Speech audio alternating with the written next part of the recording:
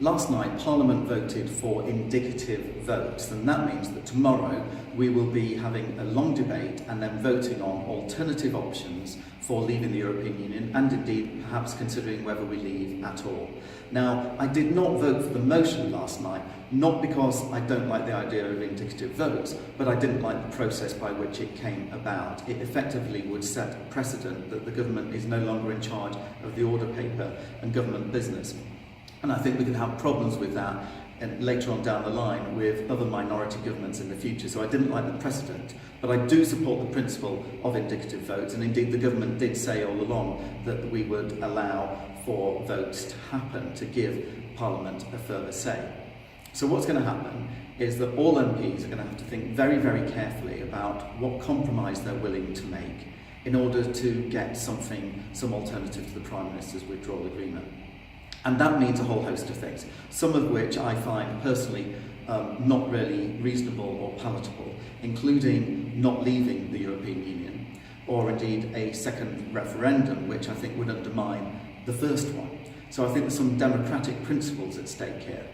And then when we consider the alternative options to the Prime Minister's withdrawal agreement, all of them have some upside but also downside as well. So you'll hear about the Norway model, which would effectively keep us in the single market and would also mean that we pay billions of pounds into the EU coffers.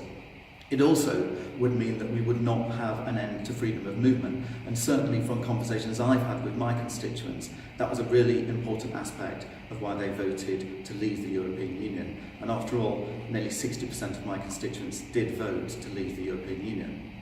Other models including a customs union, again there's some attractions to them, but that would mean if we entered some kind of customs union that we would not be able to negotiate our own trade deals internationally. So each of these options have their upsides and the downsides. Over the next few hours I will be considering these very, very carefully, talking to colleagues, reading lots of expert opinion, and also listening to the views and opinions of my constituents who've contacted me about these issues. But if the Prime Minister's deal is still on the table, and at the moment it is, I still find that the best available option because it does many of the things that my constituents said they wanted when they voted to leave the European Union.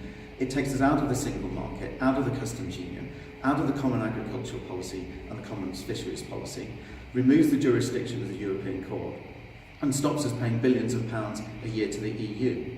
And whilst there are still concerns about the backstop, I believe that the changes that the Prime Minister got means that it significantly reduces the chances of the backstop happening. In fact, the European Union is not just expected, but required to act in good faith and best endeavours in order to make sure that the backstop does not happen. And that's quite significant.